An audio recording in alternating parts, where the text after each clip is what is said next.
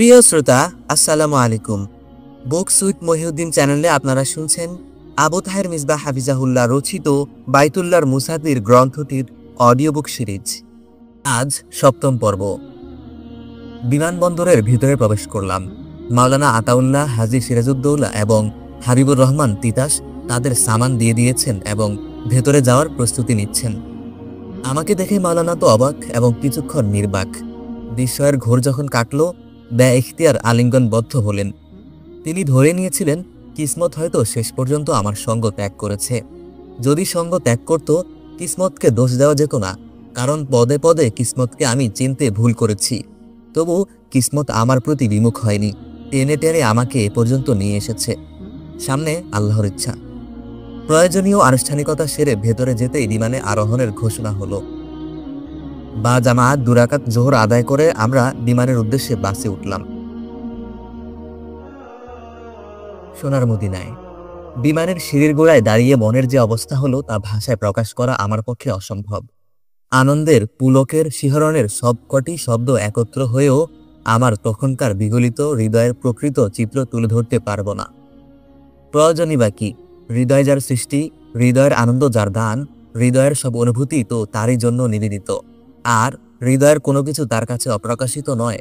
কয়েকদিন আগে গভীর রাতে যেখানে দাঁড়িয়ে হযরত হাফিজি হুজুরের বিমানে আরোহণ এবং তারাভরা আকাশে বিমানের উড্ডয়ন দেখেছিলাম আর আকাশের মহাশূন্যতার দিকে তাকিয়ে মিনতি জানাচ্ছিলাম, সেখানে এখন দাঁড়িয়ে আছেন পাহাড়পুরী হুজুর। আমি হাত নাড়লাম, তিনিও। শকর ও কৃতজ্ঞতার প্রশান্তি তখন আমার সারা অন্তর জুড়ে। আকাশের দিকে তাকিয়ে শুধু বললাম, হে আল্লাহ, তুমি কি না করো, তুমি কি না করতে পারো, সবই তোমার কুদরতের কারিশমা, হে আল্লাহ। বিমান আকাশে উড়ল। আমিও ডানা মেলে উড়াল দিলাম কল্পনার আকাশে এবং চলে গেলাম জিদ্দা বিমানবন্দরে বিমানের অনেক আগে। সেখান থেকে মরুভূমির দীর্ঘ পথ এবং পাহাড় পর্বত অতিক্রম করে পৌঁছে গেলাম সোনার মদিনায়। অনেক স্বপ্ন দেখার পর এই সেদিন যেখানে হাজির হয়েছিলাম মাত্র একদিনের সৌভাগ্য নিয়ে, ছোট্ট সময়ের সামান্য স্মৃতি, কিন্তু সেই স্মৃতির মধুর অনুভূতি এখনো হৃদয়ে জাগরুক। আকাশপথ পাড়ি দিতে দিতে আমি বিভোর ছিলাম মদিনার স্বপ্নে। কবি যেন আমারই হৃদয়ের আকুতি প্রকাশ করেছেন এভাবে: হৃদয়ের অঙ্গনে প্রেমের প্রদীপ জ্বলে, দুরুদের তাসবি পড়ে সল্লি আলা বলে, হে শাহে মদিনা, আসছি আমি তোমার দুয়ারে, পথে মৃত্যু হলে হে প্রাণ, তুমি গিয়ে সালাম বলো তারে। কল্পনার মধুর সুর ঝংকার হঠাৎ ছিন্ন হলো এবং আমি জেগে উঠলাম মাওলানা আতাউল্লাহ সাহেবের ডাকে। তিনি জানতে চাইলেন এত অল্প সময় কিভাবে ভিসার ইন্তজাম হলো। আমি কিছুটা লজ্জিত হলাম। আসলে নিজে থেকেই বলা উচিত ছিল তাকে। আগাগোড়া ঘটনা বললাম। তিনি বিস্ময়ে আবির্ভূত হলেন এবং বললেন, কুদরতের এর চেয়ে প্রকাশ্য নমুনা আর কি হতে পারে? আল্লাহ শকর, আল্লাহ আপনাকে এনেছেন। আমার দিলে তামান্না ছিল আপনার সফরের কোনো একটা ইন্তজাম যেন হয়ে যায়। জামানার ঝড় ঝাপটায় আমরা অনেক দূরে সরে পড়েছি, তবু হৃদয়ের গভীরে তার প্রতি কিছু কৃতজ্ঞতা এখনো সংরক্ষণ রেখেছি। আল্লাহ তাকে উত্তম বিনিময় দান করুন। বিমানের জানালা পথে নিচে তাকিয়ে এমন অপূর্ব সুন্দর এক দৃশ্য দেখতে পেলাম যা এখনো আমার চোখে ভাসে। পরে যতবার আল্লাহর ঘরের সফর হয়েছে সে দৃশ্যটি দেখার চেষ্টা করেছি, দেখতে পাইনি। বিমান হয়তো এক পথে চলাচল করে না, কিংবা অন্য কিছু। আরব সাগরের কোল ঘেঁষে একটি পাহাড়ের ঢালু নেমে গেছে এবং চলে গেছে সাগরের ভেতর বেশ কিছু দূর, আঁকাবাঁকা হয়ে, যেন নিপুণ কোনো শিল্পীর হাতে গড়া। বিমান থেকে আমি অনেক সৌন্দর্য দেখেছি আকাশের এবং পৃথিবীর, কিন্তু আমার হৃদয়ে ওই সৌন্দর্যের আবেদন ছিল অন্যরকম। সৃষ্টির সৌন্দর্য, স্রষ্টার নৈকট্য এমনভাবে অনুভব করতে পারা আমার জানা ছিল না। যতক্ষণ দেখা যায় তাকিয়েছিলাম অভিভূত হয়ে। বিমানের গতিবেগ এত, কিন্তু মনে হয় কত ধীর। একটি দৃশ্য দেখা যায় অনেক সময় ধরে, এটাও বড় অদ্ভুত। জিদ্দা এসে গেছে, একটু পরেই বিমান অবতরণ করবে ঘোষণা এলো এবং আসনের ফিতা বাঁধার অনুরোধ জানানো হলো। রাতের আকাশ থেকে জিদ্দার নয়নাভিরাম দৃশ্য দেখতে পেলাম। বিশাল বিস্তৃত শহর যেন আলোর মালা পরিয়ে সাজিয়ে রাখা হয়েছে। পথে গাড়িগুলো দেখা যায় না, শুধু দেখা যায় আলোর চলাচল। আলো ঝলমলো জিদ্দা দেখে অদ্ভুত এক রোমাঞ্চ অনুভব করলাম। এই সেদিন রাতের আকাশেই তো আমি জিদ্দার ভূমি ত্যাগ করেছিলাম। সেদিনের কান্না আমার আল্লাহ আমাকে আজ আলোর হাসিরূপে ফিরিয়ে দিয়েছেন। সেদিনও জিদ্দা শহরে আলো ছিল, কিন্তু উজ্জ্বলতা ছিল না। আজ জিদ্দার আলো কত সমুজ্জ্বল। সবকিছুর আগে আল্লাহর প্রশংসা, সবকিছুর পরেও আল্লাহর প্রশংসা। বিমান জিদ্দার মাটি স্পর্শ করলো আমাদের ঘড়ির হিসেবে রাত 12টায়। আসর ও মাগরিব আমরা বিমানেই পড়েছি, দুজন দুজন করে জামাত এবং দাঁড়িয়ে। আল্লাহর শকর কেউ বাধা দেয়নি। অনেকে বিমান সেবকদের বাধা উপেক্ষা করে ওজুর পানিতে টয়লেট সরাব করে ফেলেছেন। এটা আমার কাছে ঠিক মনে হয়নি। আমি তায়াম্মুম করেছিলাম। বিমানের দরজা খোলা হলো। সিঁড়ির পাটাতনে এসে দাঁড়ালাম। যেমন দাঁড়িয়েছিলাম রমাদানের সফরে এমনই এক রাতে। সমগ্র দেহে এবং অন্তরে অনুভব করলাম হিজাজ ভূমির মৃদু মন্দ বায়ুর স্নিগ্ধ পরশ। হিজাজের সেই পবিত্র ঘ্রাণ আবার আমাকে মোহিত করল। সেই ঘ্রাণ যা শুধু হৃদয় দিয়ে অনুভব করা যায়, এবং হৃদয় যার যত উন্মুখ, যত ব্যাকুল ও সমর্পিত, সে তা তত গভীরভাবে অনুভব করতে পারে। আল্লাহর আশিক ও দেওয়ানা বান্দা যারা, তাদের কথা অবশ্য ভিন্ন। তারা তো হিজাজ ভূমির ঘ্রাণ তেমনই অনুভব করেন যেমন আমরা ফুলের সুবাস এবং আতরের ঘ্রাণ অনুভব করি। তাদের অনেক কাহিনী আমি পড়েছি কিতাবের পাতায়, তবে একটি জীবন্ত উদাহরণ দেখারও সৌভাগ্য হয়েছে এবার এই গুনাহগার চোখ দুটোয়। এমন আশিক ইনসান এবং ইশকের এমন নমুনা শুধু চোখের দেখতে পাওয়াও বড় সৌভাগ্য। সেই মানুষটির কথা এবং তার কিছু সময়ের সংলাপের ইমান উদ্দীপক ঘটনা এখানে লিখতে আমার বড় লাভ হয়। কিন্তু এই সফরনামা যে হয়ে চলেছে সফরের চেয়ে দীর্ঘ। বহু আগে কোনো এক কিতাবে পড়েছিলাম একটি ফারাসি কবিতা, যার মর্ম, হিজাজ ভূমিতে কেন আমার এ মস্তি ও ফুর্তি, কারণ তোমরা যা পাও বছরার গোলাপে এবং হরিণের নাভিতে, আমি তা পাই হিজাজের বাতাসে। তুমি বিশ্বাস না করো, তাতে কি আসে যায় বন্ধু। হয়তো পারস্যের কবি আমার দেখা এই মানুষটির মতো করেই কথা বলেছেন তার কবিতায়। রমাদানের সফরে এসেছিলাম আবুধাবি থেকে সাউদিয়ার বিমানে। তখন নেমেছিলাম জিদ্দা আন্তর্জাতিক বিমানবন্দরে। সেখানে অন্যান্য দেশের বিমানের জন্য রয়েছে সাধারণ টার্মিনাল, আর রাজকীয় সাউদি এয়ারলাইন্সের জন্য স্বতন্ত্র টার্মিনাল। রাতের আলোতে সেই রাজকীয় টার্মিনালকে মনে হয়েছিল স্বপ্নপুরী। হজ মৌসুমে হাজিদের আগমনের জন্য তৈরি করা হয়েছে বিশাল হজ টার্মিনাল। আকাশে বিমান থেকে মনে হয়েছিল যেন ছোট্ট ছোট্ট সারিবদ্ধ অনেক তাঁবু। পুরো টার্মিনালের ছাদের নকশা করা হয়েছে বেদুইন আরবের তাঁবুর মতো করে। মরুভূমির পরিবেশে এ স্থাপত্য নকশা সত্যি অপূর্ব। বিমান থেকে নেমে বাসে উঠলাম। বিমান থেমেছে মূল টার্মিনাল থেকে অনেক দূরে, 2 কিলোমিটারের কম হবে না। পুরো বিমানবন্দর আয়তনে এত বিশাল যে আমাদের রাজধানী ঢাকা শহর অনায়াসে তার ভেতরে এসে যায়। বাস অনেকক্ষণ ধরে চলতে চলতে হজ টার্মিনাল ভবনের সামনে এসে থামল। আমাদেরকে এক বিরাট হাল ঘরে নেওয়া হলো। আমাদের পৌঁছার পরই আরেক দেশের, সম্ভবত ইন্দোনেশিয়ার হাজিদের আরেকটি দল এসে হাজির। অত বড় হল ঘরে যেন 3 ধরনের স্থান নেই। কোনো কোনো হাজি বিলম্বের কারণে সমালোচনা শুরু করলেন। আমি অবশ্য বেশ উপভোগ করছিলাম হাজিদের এই বিরাট লোকারণ্য। এরা সবাই আল্লাহর ঘরের মেহমান, আশিক ইব্রাহিমের ডাকে ছুটে আসা আশিকান। এখানে এই ছোট্ট ছাদের নিচে হাজারের মজমা যদি হয় এত খোশ মানজার, তাহলে কেমন হবে আরাফার খোলা ময়দানে লাখ লাখ হাজির জমায়েত দৃশ্য। আমার নসিবে আছে তো আরাফার ময়দান। লাব্বাইক লাব্বাইকের আজান। ওযু ইস্তেঞ্জা থেকে ফারিগ হতে বেশ সময় লাগলো এবং কষ্ট হলো। মানুষের এই একটা দুর্বলতা আমাকে খুব লজ্জিত করে। তবে আজ এই কষ্টকে কষ্ট মনে হলো না, এই লজ্জাকেও মনে হলো না লজ্জা। আল্লাহর ঘরের মেহমান হয়ে হজের সফরে এসে এতটুকু যদি হাসি মুখে বরণ করতে না পারি, তাহলে কেন আর ঘর ছেড়ে আসা? কেন তবে আল্লাহর ঘরের মেহমান হওয়া? পবিত্র ভূমিতে অবতরণ করেই যদি আমার মুখে শুরু হয় সমালোচনা এবং বিরক্তির প্রকাশ, তাহলে কিভাবে নিজেকে পরিচয় দিতে পারি বাইতুল্লাহর আশিক এবং মদিনার দেওয়ানা বলে? তবে যারা ব্যবস্থাপনায় আছেন তাদের মনে হয় বিষয়টি আরও গুরুত্ব দিয়ে ভাবা দরকার। এর মধ্যে ঘটে গেল এমন একটা দুর্ঘটনা যা আমাদের বাংলাদেশি হাজিদের জন্য ছিল চরম লজ্জার ও কলঙ্কের। হাজির পরিচয় নিয়ে আসা এক লোকের সামানে পাওয়া গেল নিষিদ্ধ কিছু বস্তু। ফলে হাজিদের সামান তল্লাশিতে আরোপ করা হলো অসম্ভব কড়াকড়ি। যা শুনেছি এর আগে কখনো হয়নি। আমরা নিজেরাই টেনে আনলাম নিজেদের লাঞ্ছনা ও দুর্ভোগ। গভীর রাত হয়ে গেল ভেতর থেকে ছাড়া পেয়ে বাইরে আসতে।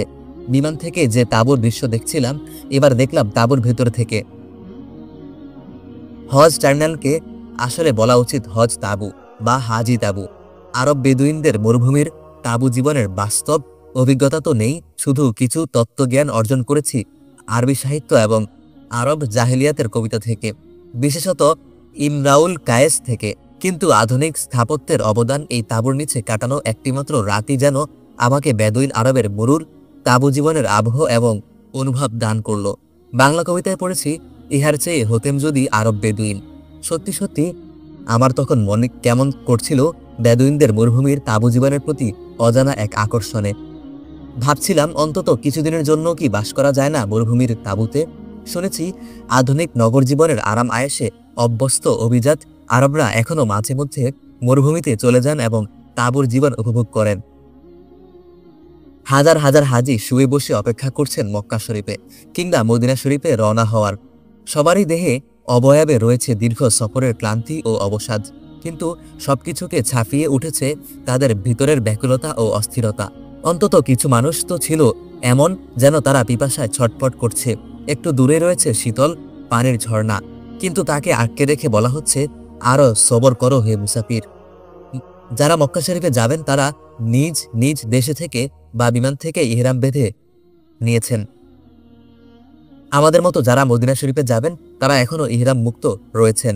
তারা ইহরাম বাঁধবেন হজের পূর্বে মদিনা শরীফ থেকে রওনা হওয়ার সময়। আমরা আগে মদিনা শরীফ যাচ্ছি, কারণ হজরত হাফিজি হুজুর ইরান থেকে মদিনা শরীফ আসবেন, তারপর মক্কা শরীফে যাবেন। সবকিছু যদি নির্ধারিত সময়সূচি অনুযায়ী হয়ে থাকে, তাহলে হজরত তার কাফেলা সহ গতকালই মদিনা শরীফ পৌঁছে গেছেন। কেমন হবে তার সঙ্গে প্রথম সাক্ষাতের মুহূর্তটি? ভাবতে গিয়ে বুকের ভেতরটা কেমন যেন করে উঠল। তার নারাজি দূর হবে তো? আমাকে দেখে তিনি খুশি হবেন তো? কিছুক্ষণ ঘুম হলো এবং গভীর ঘুম। ফজরের প্রায় শেষ সময় উঠলাম। আলহামদুলিল্লাহ, সফরের ক্লান্তি ও অবসাদের কোনো চিহ্ন নেই। শরীর মন এখন একেবারে সজীব, সতেজ এবং নতুন সফরের জন্য পূর্ণ প্রস্তুত। এখানে টয়লেট ব্যবস্থা আরবিতে যাকে বলে দাওরাতুল মিয়াহ বেশ ভালো। কিছু দূর পরপর 10টি টয়লেটের একটি ইউনিট, সঙ্গে ওজু ব্যবস্থা। পুরুষ ও মহিলাদের আলাদা ইউনিট। পর্যাপ্ত ব্যবস্থা থাকায় ভিড় নেই। ভেতরে তল্লাশির স্থানে দীর্ঘ সময় থাকতে হয়। সেখানে যদি অন্তত দ্বিগুণ ব্যবস্থা হতো, তাহলে প্রথম মুহূর্তে হাজি সাহেবদের যে কষ্টটা হয় তা কিছুটা দূর হতো। হাজি সাহেবরাও পবিত্র ভূমিতে এসেই অপ্রতুল ব্যবস্থার সমালোচনা এবং পরস্পর অসৌজন্য প্রকাশের গুনাহ থেকে বেঁচে যেতেন। ইতমিনানের সাথে জরুরত সেরে বা জামাআত নামাজ আদায় করলাম। মাশওয়ারা হলো বিশ্রাম ও নাস্তার পর মদিনা শরীফ রওনা হব। মাওলানা আতাউল্লাহ সাহেব আমাকেও বিশ্রাম নিতে বললেন এবং এমনভাবে বললেন যাতে মধুর শাসন ছিল। শাসনে যদি মধুরতা থাকে, তাহলে হৃদয়ে কেমন আপ্লুত হয় তা তুমি বুঝতে পারবে যদি কখনো এমন মধুর শাসন পেয়ে থাকো। কিন্তু সংসারে এ পদার্থ এখন বড় দুর্লভ। আমি হাসতে হাসতে বললাম, জোয়ান বয়সে বিশ্রামের কি প্রয়োজন? আমি তো দিনের ঘুম কাকে বলে জানি না। এমনকি লাগাতার রাত জাগার পরও আল্লাহর রহমতে শরীর সচল থাকে। আম্মা আব্বা তো আমাকে রীতিমতো পাহারা দিয়ে এবং হ্যারিকেনের আলো সরিয়ে ঘুম পাড়াতেন, এখনও তাই করেন। আমি চারদিকে কাপড় টানিয়ে রাখি যাতে বেড়ার ফাঁকি দিয়ে আলো বাইরে না যায়। এ সম্পর্কে মজার মজার অনেক গল্প আছে। এই যে চশমা দেখছেন, এটা কিন্তু চাঁদের আলোতে বই ফলার ফল। তিনি বললেন, আপনার অবস্থা আমার জানা আছে, কিন্তু এটা ঠিক নয়। নিজামের সাথে কাজ করলে অনেক দিন কাজ করতে পারবেন। স্বাস্থ্য বিরাট নিয়ামত, এটাকে রক্ষা করার দায়িত্ব আপনার। যৌবনের ঢল গড়িয়ে যেতে বেশি সময় লাগবে না। আজ থেকে 20 বছর পর হয়তো আপনার কথাগুলো আপনারই কাছে স্বপ্নের মতো মনে হবে। তখন হয়তো আমার কথা মনে পড়বে এবং আফসোস হবে। 25 বছর পরে সফরনামা লিখতে বসে সত্যি আফসোস হচ্ছে। শরীর এখন আমার কথা শোনে না, আমাকেই শুনতে হয় শরীরের কথা। তাই আমি যা শুনিনি, অন্যকে এখন তা শোনাতে চাই। নিজেদের অবস্থান ক্ষেত্রে চিহ্নিত করে খুঁটি ও টয়লেট ইউনিটের নম্বর দ্বারা হজ তাঁবুর বাইরে এলাম। এখন যত কঠিন এবং হাজিদের গতিবিধি যত নিয়ন্ত্রিত, 25 বছর আগে তা ছিল না। বলতে গেলে কোনো বিধিনিষেধই ছিল না।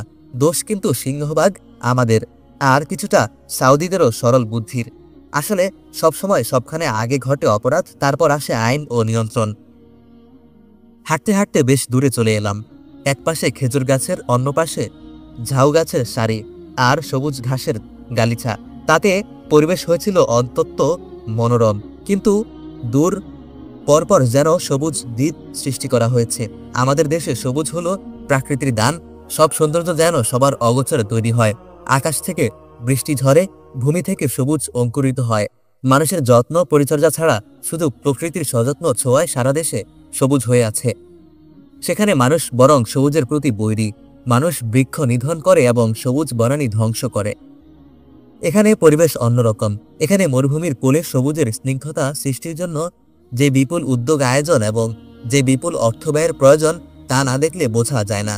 প্রতিটি গাছের গোড়ায় রয়েছে নল ব্যবস্থা, তা থেকে পানি সরবরাহ করতে হয় মরুভূমির দগ্ধ আবহাওয়ায় সবুজকে বাঁচিয়ে রাখার জন্য। সম্ভবত এখানে মাটিও অন্যখান থেকে আনা, যেমন রমদানে জিদ্দা শহরে দেখেছি। সূর্যোদয় হলো, আসলে হয়েছে আরো আগে, তবে দূরে পাহাড়ের চূড়ায় উঠতে সময় লেগেছে। হিজাজ ভূমিতে নতুন দিনের প্রথম সূর্যোদয় যেন নতুন জীবনের সুসংবাদ। মদিনা শরীফের যাত্রালগ্নে শুক্রবারের এই সূর্যোদয় হৃদয়ের অনুভবে আশ্চর্য এক পবিত্রতা এনে দিল। কামনা করলাম আলোর দিকে আমার এই সফর যেন সার্থক হয়। যখন দেশের মাটিতে ফিরে যাব, ঠিক এই পথ দিয়ে দেশের মাটিতে ফিরে তো যেতেই হয়, তখন যেন আজকের সূর্যের মতো আলোকিত এক জীবন নিয়ে ফিরে যেতে পারি। জীবনের অবসান যেন হয় নূরের শহর মদিনার জিয়ারত করে করে এবং মদিনার স্বপ্ন দেখে দেখে। দেহ আমার যেখানেই থাকুক, হৃদয় যেন বাস করে সবুজ গম্বুজের শহরে। একটি মাইক্রোবাসে উঠা হলো রীতিমতো দর দস্তর করে। ভালো লাগলো না। আল্লাহর নবীর শহরে যাওয়ার পথে কি ক্ষতি হতো যদি 5টা রিয়াল বেশি খরচ হতো? এ সফর কি পৃথিবীর আর 10টি সফরের মতো?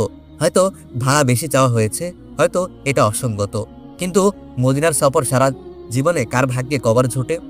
দরদস্তুর করার জন্য তো পড়ে আছে আরো বহু শহর, আরো বহু সফর।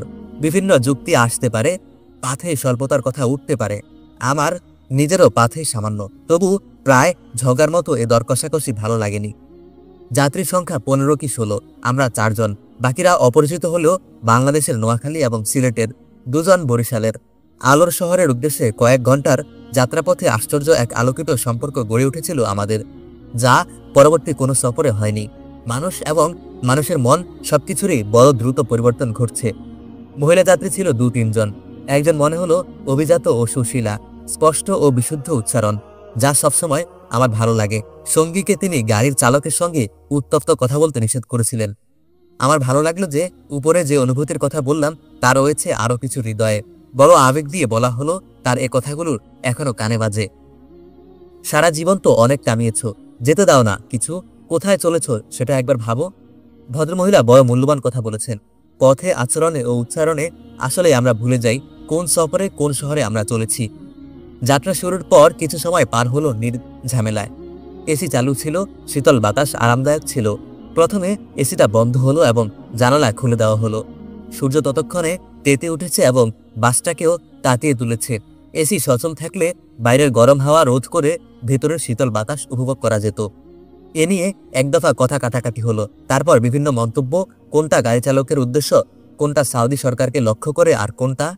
তাতে গরম হাওয়া এবং বেদুইন চালকের মেজাজ ঠান্ডা তো হলোই না, উল্টো গাড়ির ইঞ্জিনটা বিগড়ে গেল। হয়তো যিনি এই গাড়ি এবং আমাদের জীবনের গাড়ি নিয়ন্ত্রণ করেন তার পছন্দ হয়নি হাবিবের দেশের যাত্রীদের আচরণ, তাই তিনি আমাদের কিঞ্চিত পরিশোধনের ব্যবস্থা করলেন। আগুন ছড়া রোদের মধ্যে পথে কিছু সময় থামিয়ে রেখে। সেটা বোঝা গেল এভাবে যে এরপর সবার মাথা বেশ ঠান্ডা হয়ে গেল। সেই ভদ্রমহিলা সঙ্গীকে বললেন, নাও এবার বসে বসে এসির বাতাস খাও। এতক্ষণ তো গরম হলেও বাতাস ছিল, এখন গরমে সেদ্ধ হও। দুরুদ পড়া নেই, শুধু শুধু ঝগড়া। একতরফা ঝগড়াটা বেশ উপভোগ্য ছিল। আরো আনন্দ হলো যখন ভদ্র পুরুষটি মৃদুকণ্ঠে দুরুদ পড়া শুরু করলেন। নারী যদি ইচ্ছে করে কুশলতার সঙ্গে ভুল বিচ্যুতির থেকে বাঁচিয়ে পুরুষকে সঠিক পথে চালিত করতে পারে, কারণ মাতৃত্বই নারীর মূল প্রকৃতি, তারা মায়ের জাত।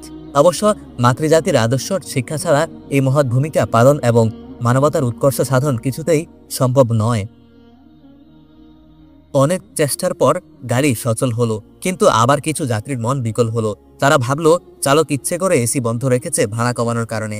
গাড়ির চালক বাংলা না বুঝলেও অনুমান করলো যে তাকে অবিশ্বাস করা হচ্ছে। আরব বেদুইন সব সহ্য করে, মিথ্যের অভিযোগ সহ্য করতে পারে না। মিথ্যা তো আবু সুফিয়ানও বলতে পারেনি রোমের বাদশার দরবারে, শুধু এই লজ্জার কারণে যে লোকে বলবে দেখো আবু সুফিয়ান সর্দার হয়ে মিথ্যা বলছে। সে যুগের আরব চরিত্র কিছু না কিছু এ যুগেও বিদ্যমান রয়েছে। এক সময়ের উট চালকের বংশধর এই বেদুইন তাই ক্রোধে প্রায় আত্মহারা হয়ে পড়ল। গাড়ি চলছে পূর্ণ গতিতে, তর্ক বৎসা চলছে আরো জোর গতিতে। আর এসব ক্ষেত্রে বাংলা ভাষা যেমন হয় তেমনই হলো। বাইতুল্লাহর মুসাফির এবং মদিনার যাত্রীদের মুখে যা একেবারে বেমানান। এমন সময় এক বৃদ্ধ যাত্রী, আমার ধারণা গরমে তারই কষ্ট হওয়ার কথা সবচেয়ে বেশি, তিনি সবাইকে শান্ত করলেন এই বলে, ভাই চিন্তা করেন কোথায় চলেছেন? দুনিয়ার গরম যদি সহ্য না হয়, আখিরাতের গরম কেমনে সহ্য হবে? এবং আশ্চর্য, ওই বৃদ্ধের কথায় যাকে খুব শিক্ষিত বলেও মনে হয়নি, সবাই শান্ত হয়ে গেল। আসলে তার মুখের প্রতিটি শব্দ ছিল হৃদয়ের স্পর্শ, তাই সকল হৃদয়কে তা স্পর্শ করল। তিনি উচ্চস্বরের দুরূদ পড়া শুরু করলেন। আমরাও তাকে অনুসরণ করে দুরূদ মশগুল হলাম। পুরো বাসের পরিবেশ সম্পূর্ণ বদলে গেল। আমাদের সবার মনের অবস্থাও পরিবর্তিত হলো। জানালা দিয়ে বাইরে তাকালাম। মরুভূমিতে শাব্দিক অর্থেই যেন আগুন ঝরছে। দূর থেকেই বোঝা যায় বালুগুলো কি পরিমাণ তপ্ত, যেন বাংলা ভাষার খই ফোটা বালু। সেই আগুন ঝরা রোদেও দেখতে পেলাম এক পাল মেষ এবং এক রাখাল। দূরের পাহাড় শ্রেণী ধু ধু ঝাপসা দেখা যায়। গাড়ির পথ কখনো মরুভূমির মধ্য দিয়ে, কখনো পাহাড়ের কুল ঘেঁষে, কখনো বা পথ তৈরি হয়েছে পাহাড় কেটে মাঝখান দিয়ে। দুদিকে কাটা খাড়া পাহাড় দেখে গা ছমছম করে। বিরাট বিরাট পাথরখণ্ড পাহাড়ের গায়ে এমন আলতোভাবে লেগে রয়েছে যেন একটু নাড়া খেলেই গাড়ির উপর এসে পড়বে এবং যাত্রীশুদ্ধ গাড়ি ছাতু হয়ে যাবে।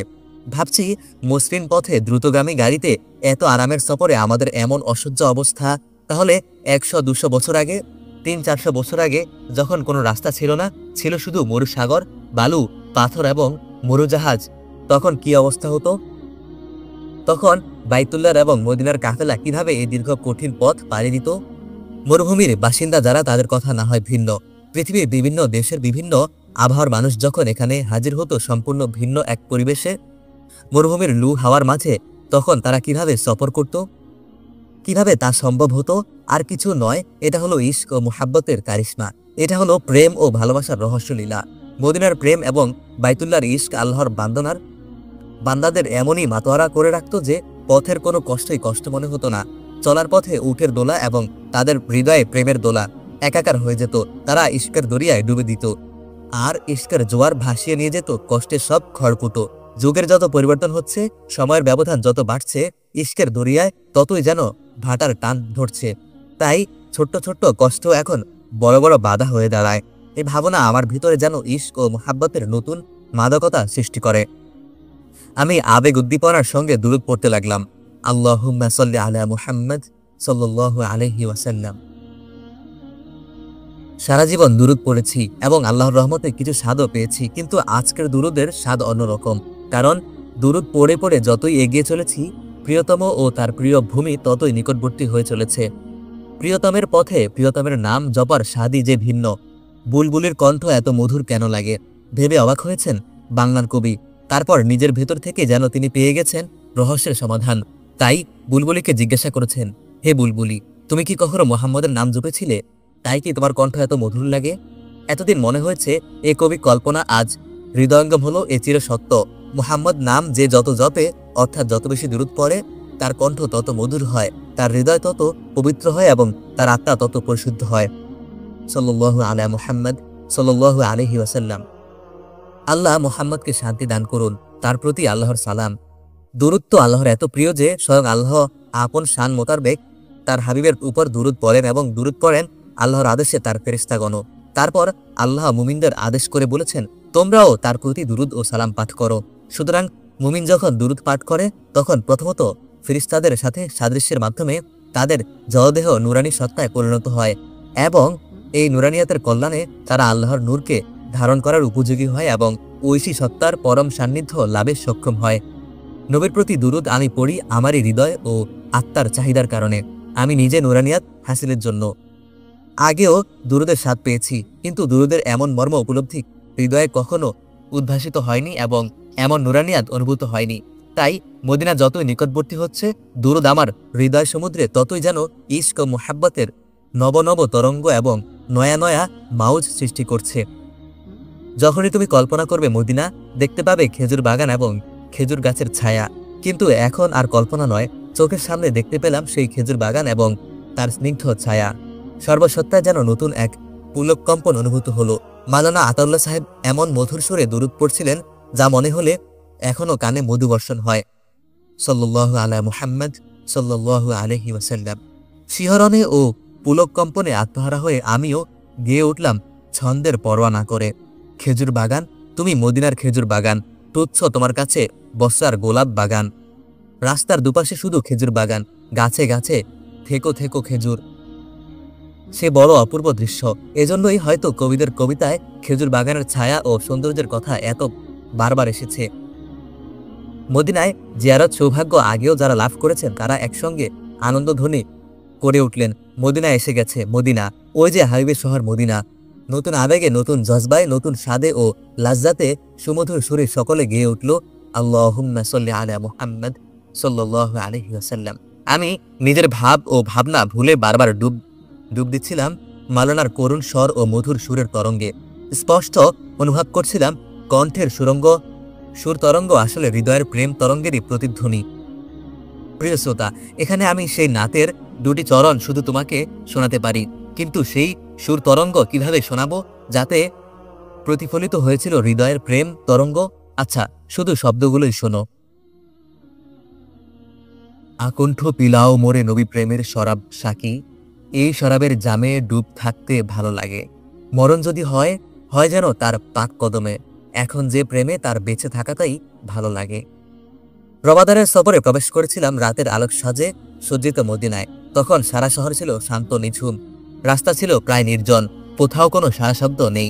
সবাই যেন ঘুমিয়ে আছে মধুর কোনো স্বপ্ন দেখার জন্য, আর ফেরেশতারা যেন গোটা শহরকে ঢেকে রেখেছেন নূরের দানা বিছিয়ে। দূর থেকে দেখা মসজিদুল নবীর আলোকিত মিনারগুলো যেন হাবিবের ঘুমন্ত শহরের অতন্দ্র প্রহরী। জনগণের মাঝেও আমি যেন চলে গিয়েছি স্বপ্নের জগতে। মাত্র 2 মাস পর মেহেরবান আল্লাহ আবার আমাকে এনেছেন তার হাবিবের পাক মদিনায়। এবার আমি প্রবেশ করছি দিনের সূর্যালোকের মদিনায়। দূর থেকে মসজিদুল নবীর মিনারগুলো মনে হলো, কি যে মনে হলো তা ঠিক বুঝিয়ে বলার শব্দ আমার জানা নেই। মনে হলো আকাশের সঙ্গে ওই মিনারগুলো একটা যেন বন্ধন আছে, আলোর বন্ধন। মিনারের চূড়া থেকে আকাশ পর্যন্ত একটা যেন আলোক রাখা বিরাজমান। মদিনার পথে এখন জনস্রোত, মানুষের ঢল মসজিদুল নবীর অভিমুখে জুমার জামাতে সামিল হওয়ার জন্য। চারদিকে শুধু দুরুদের মৃদু মধুর গুঞ্জন, আর কোনো শব্দ নেই। মদিনা হলো পৃথিবীর সবচেয়ে কম শব্দের, সবচেয়ে শান্ত ও প্রশান্ত শহর। বিচার ও যুক্তিতর্কই যাদের সত্য লাভের একমাত্র পথ, তারা ভেবে দেখো এ রহস্যের পাও কিনা কোনো কুল কিনারা। সেদিন রাতের মদিনায় প্রবেশ করে মুগ্ধ হয়েছিলাম মদিনার আলোক সৌন্দর্যে। আজ দিনের মদিনায় প্রবেশ করে অভিভূত হলাম সৌন্দর্যের আলোকময়তায়। আলোর সৌন্দর্য এবং সৌন্দর্যের আলো দুটোই প্রেমিক হৃদয়কে সিক্ত, স্নাত ও বিধৌত করে।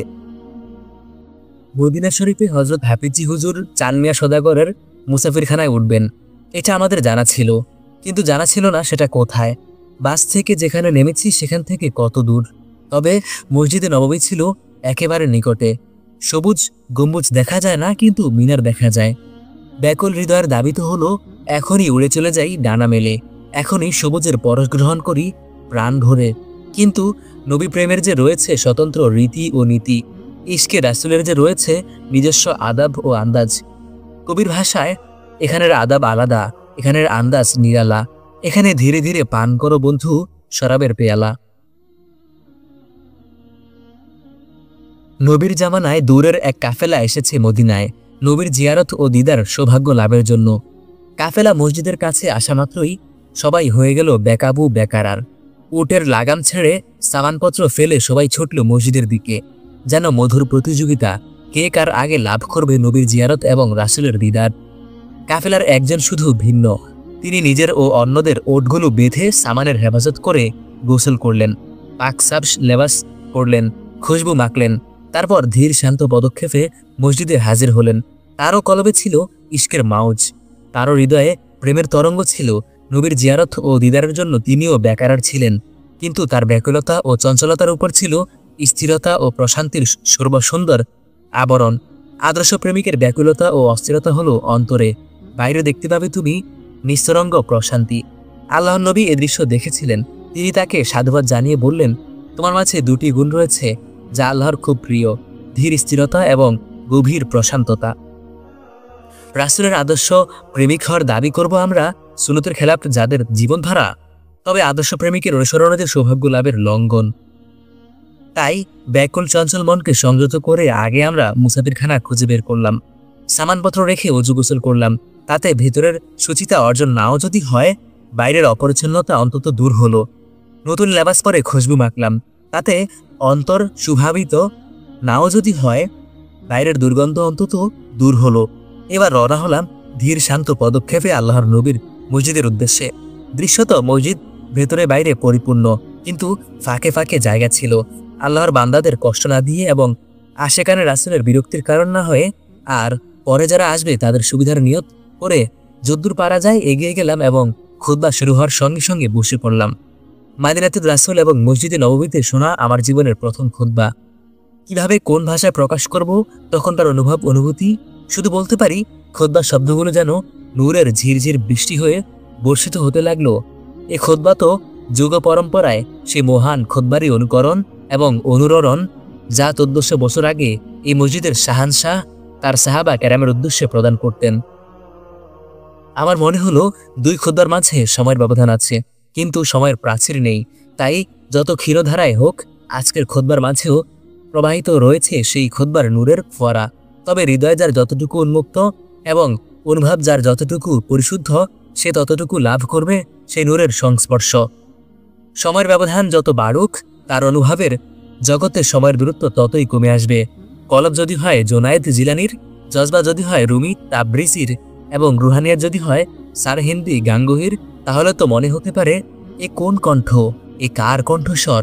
মসজিদে নববীর খুতবায় যখন বললেন, ইয়া ইবাদিয়াল্লাহ ইত্তাকুল্লাহা মাসতাতা'তুম, তখন অন্তরে আশ্চর্য এক ঢাবের উদয় হলো। অদ্ভুত এক তন্ময়তা যেন সমগ্র সত্তাকে আচ্ছন্ন করে ফেলল। তাকওয়া অবলম্বন করার, আল্লাহর ভয় দ্বারা জীবনকে পরিচালিত করার আহ্বান এই মসজিদ থেকে আজই কি প্রথম? এই মসজিদের শ্রোতারা 100 বছর আগে কি শুনেনি এই আহ্বান, এই কণ্ঠস্বর? 500 বছর আগে, 1000 বছর আগে, 1400 বছর আগে, হিজরতের প্রথম বছরে? হে আল্লাহ, তোমার নবীর মসজিদের খুতবায় মুত্তাকি হওয়ার 1400 বছরের পরম্পরা ধন্য যে আহ্বান আজ ধ্বনিত হলো, তা অন্তরে গ্রহণ করার তৌফিক দাও আমাদেরকে। এই মসজিদের সকল হাজিরানকে জীবনের প্রতি পদে প্রতি পদক্ষেপে তোমাকে যেন ভয় করে চলি। দিনের আলোতে যেন ভয় করি, রাতের অন্ধকারেও যেন ভয় করি, লোকচক্ষুর সামনে যেন ভয় করি, লোকচক্ষুর আড়ালেও যেন ভয় করি। খুতবা শেষ হলো, তবে রয়ে গেল খুতবার আমেজ, তন্ময়তা। এরই মাঝে শুরু হয়ে গেল জামাত। মসজিদে নববীর মুসল্লায় জীবনের প্রথম জুমার জামাত।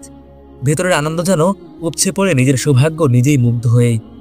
ভেতরে থেকে কান্না যেন ভেঙে পড়ে সৌভাগ্য ধরে রাখার অযোগ্যতার কথা ভেবে। তবে সান্ত্বনা এই যে দান করে যিনি দান ফিরিয়ে নেবেন, এ দাতা তো সেই দাতা নয়, ইনি তো পরম দাতা, পরম দয়ালু, চির দয়াবান। সিজদায় গিয়ে মনে হলো এ মাথা আর তুলব না, সারা জীবন পড়ে থাকবে সিজদায়। কিন্তু আমার উপর যে মাওলার আদেশ, মনে অনুসরণ করো না, ইমামের ইক্তেদা করো।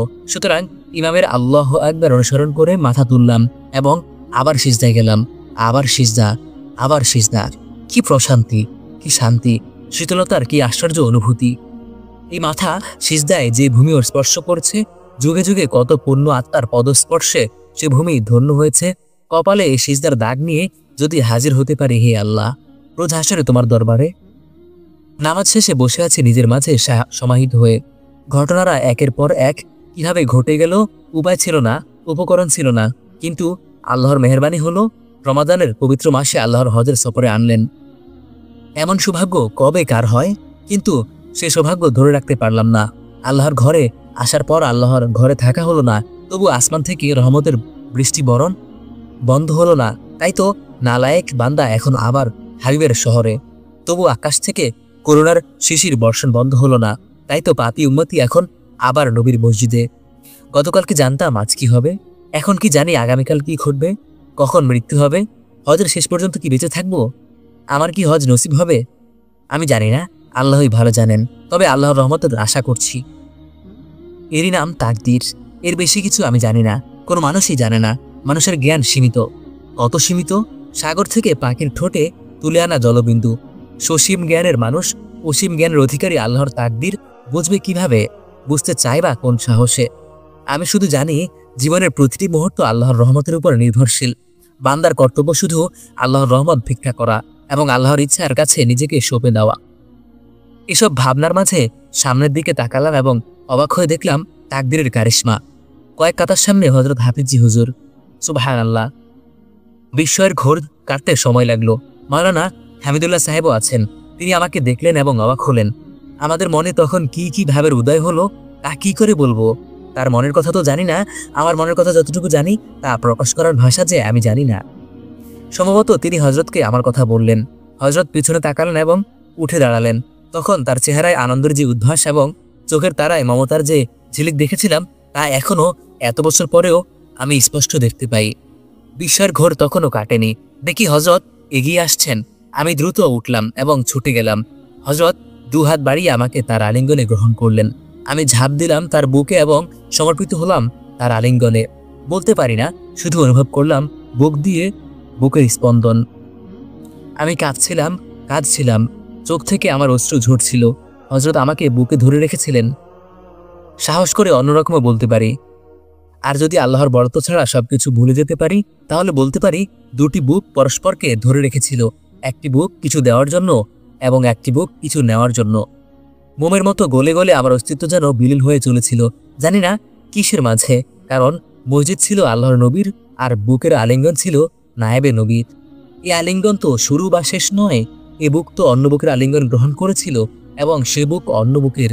এ বুকের আলিঙ্গন যদি আমাকে সময়ের পেছনে নিয়ে যায়, চোখের দৃষ্টি যদি বর্তমানকে মুছে দেয়, সময়ের প্রাচীর ভেঙে অতীতের রাজপথ ধরে চলি যাই বহু দূরে, এই আলিঙ্গনের মাঝে যদি পেয়ে যাই সুদূর অতীতের অন্য কোনো আলিঙ্গনের কিছু সুবাস, কিছু আভাস।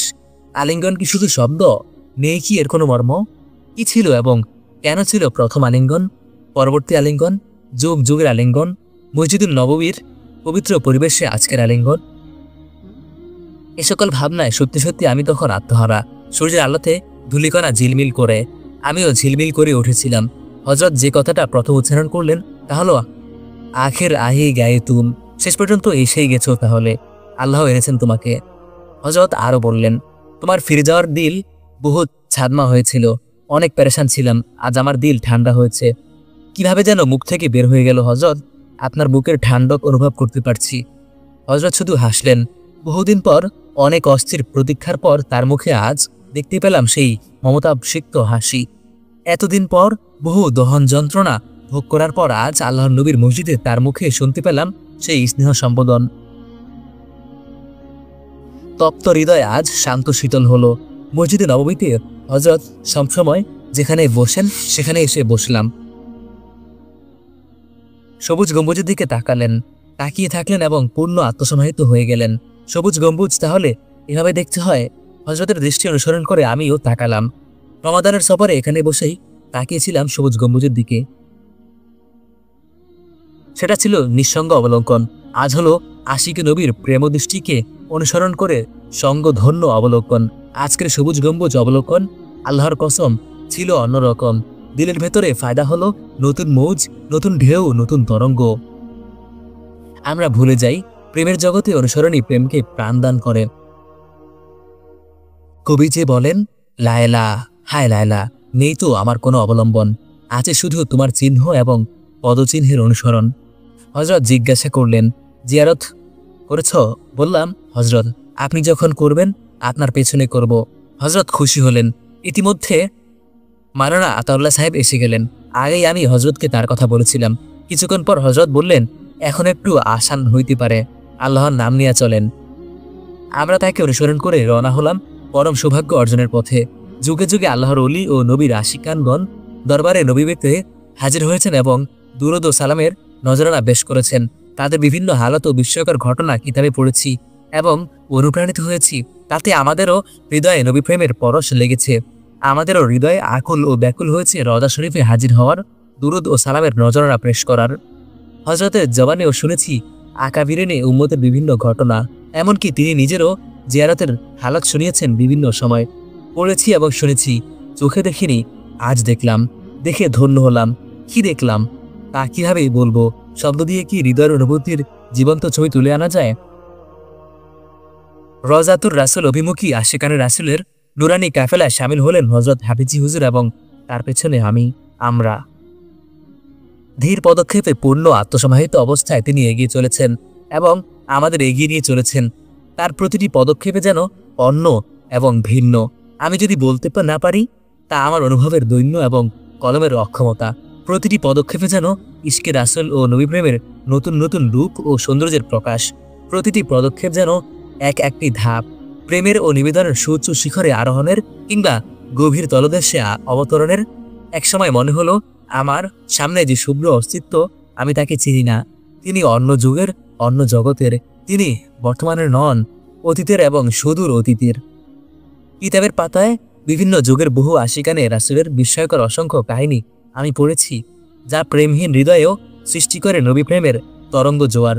তবে এতদিন ভেবেছি এগুলো অতীতের কাহিনী, কিন্তু আজ মনে হলো অতীত আবার ফিরে এসেছে এবং সকল আশিকানে রাসূলের তাজ্জালিয়াতে ইশক ও প্রেমর জ্যোতিময়তা আমাদের হযরতের মাঝে উদ্ভাসিত হয়েছে। নবী প্রেমের সুরভিত উদ্যানে একটি শুভ্র সুন্দর ফুল যেন ফুটে আছে সকল ফুলের সৌন্দর্য ও সৌরভ নিয়ে। সে পবিত্র প্রেমময় রূপ কিভাবে তুলে ধরব কলমের আছড়ে, কাগজের পাতায়, তা যে শুধু অবলোকন এবং অনুধাবন করার বিষয়, ভাষা ও শব্দের সীমাবদ্ধতায় ধারণ করার বিষয় নয়। অন্তরে তখন একটাই ছিল সান্ত্বনা। হয়তো হৃদয়ে আমার নবী প্রেমের আলোকস্পর্শ থেকে বঞ্চিত, কিন্তু আমি যে যুগের শ্রেষ্ঠ নবী প্রেমিকের সান্নিধ্য প্রভায় উদ্ভাসিত, এও কি কম সৌভাগ্যের আমাদের মতো দুর্ভাগাদের জন্য? আমি তখন হযরতের একেবারে সংলগ্ন ছিলাম এবং সত্যি সত্যি তার দেহসত্তা থেকে অন্যরকম একটা খুশবু ও সুবাস অনুভব করছিলাম। ইশকে রাসূলের খুশবু এবং নবী প্রেমের সুবাস, সেই সুবাসের সামান্য পরশে অন্তত কিছুক্ষণের জন্য আমিও যেন অন্য মানুষ হয়ে গেলাম। এমন মানুষ যে ভালোবাসতে জানে না, কিন্তু ভালোবাসতে চায় এবং ভালোবাসার অর্ঘ্য নিবেদন করতে চায়। এমন মানুষ যার কলবে নেই ইশকের হাকিকত এবং মুহাব্বতের মারেফাত, তবু সে পেশ করতে চায় ইশক ও মুহাব্বতের নজরানা। আশিকানের ঢল এগিয়ে চলেছে তরঙ্গের পর তরঙ্গ, দুরূদ ও সালামের সমুধুর গুঞ্জন তুলে। অবশেষে এসে গেল পরম সৌভাগ্যের মুহূর্ত। মা আমিয়ার এতিম দুলাল শুয়ে আছেন যে কবরে আমাদের হযরত দাঁড়ালেন তার সামনে। দাঁড়ালেন এমন আদবের সাথে, এমন বিগলিতভাবে যেন যেন তিনি সেই হাদিসের বাস্তব রূপ, যাতে আল্লাহর নবী ইরশাদ করেছেন, আমার মৃত্যুর পর যে আমার কবর জিয়ারত করলো, সে যেন আমার জীবদ্দশায় আমার জিয়ারত করলো। সৌভাগ্যের সেই সোনালী মুহূর্তটি আমি কখনো ভুলব না, যা জীবনে একেবারে এসেছিল, আর কখনো আসবে না। দু কানে যেন মধু বর্ষিত হলো। আমি শুনতে পেলাম হযরতের কম্পিত কণ্ঠস্বর, আসসালাতু ওয়াসসালামু আলাইকা ইয়া রাসূলুল্লাহ। কি ছিল হযরতের সালাত ও সালামের নিবেদনের সেই কাঁপা কাঁপা আওয়াজে? আমার অন্তরে কিসের কম্পন সৃষ্টি হলো, কিসের তরঙ্গ অনুভূত হলো? কেমন এক সম্মোহিত অবস্থার মাঝে আমি উচ্চারণ করলাম, আসসালাতু ওয়াসসালামু আলাইকা ইয়া রাসূলুল্লাহ। জীবন যেন আজ সার্থক হলো। সালাম নিবেদন যেন কবুলিয়াতের আশ্বাস লাভ করলো। কারণ ইশকের আতর যদিও ছিল না আমার কাছে, কিন্তু ছিল একজন আত্মার এই সান্নিধ্যে। আশিকারের তরঙ্গ স্রোত এখানে এমন তীব্র যে মুহূর্তে বেশি দাঁড়ানো সম্ভব নয়, কিন্তু আমাদের হযরত স্থির প্রশান্তভাবে দাঁড়িয়ে থাকলেন অনেকক্ষণ। আশ্চর্য, একটি আলোর প্রাচীর যেন তাকে বেষ্টন করেছিল। ঢেউয়ের পর ঢেউ আসে এবং তাকে স্পর্শ না করে পার হয়ে যায়। তিনি তার পূর্ণ আত্মসমাহিত। পিছনের প্রচণ্ড চাপে আমার বুক লেগেছিল হযরতের পিঠের সঙ্গে। এই সংলগ্নতার কিছু অনুভূতি লিখতে গিয়েও কলমকে সংযত করলাম, কারণ কিছু জিনিস থাকে যা একান্তভাবে নিজের জন্য রেখে দিতে হয়। রওজা শরীফের মোকামে হযরত হৃদয়ের কি ভাব নিবেদন করলেন এবং ইশক ও মুহাব্বতের কি নজরানা পেশ করলেন তা আমার জানা নেই। বিগলিত হৃদয়ের অশ্রুধারাকে আশ্রয় করে আল্লাহর কাছে কি তিনি চাইলেন এবং কি তিনি পেলেন তাও জানা নেই। আমি শুধু নিবেদন করলাম, হে আল্লাহ, আমার না আছে ইশক, না আছে আদব ইশক, কিন্তু হে আল্লাহ, এই গুনাহগার বান্দার বুকে লেগে আছে তোমার পেয়ারা বান্দার সঙ্গে। এইটুকু তুমি কবুল করো হে আল্লাহ। ধীরে ধীরে হযরত সরে এলেন একটু ডানে। সালাম পেশ করলেন প্রথম খলিফা হযরত আবু বকর সিদ্দিক রাদিয়াল্লাহু তাআলা আনহু এর খেদমতে, আসসালাতু ওয়াসসালামু আলাইক। তারপর আরেকটু ডানে দ্বিতীয় খলিফা হযরত ওমর রাদিয়াল্লাহু তাআলা আনহু এর দরবারে, আসসালাতু ওয়াসসালামু আলাইক। বাবে জিবরিল দিয়ে হযরত যখন বের হলেন, তার মুখমণ্ডল ছিল এমন এক আশ্চর্য আলোকোদ্ভাস, যা অন্তত দেখার সৌভাগ্য যদি হয় কারো, সে ভাবতে পারে নিজেকে ধন্য।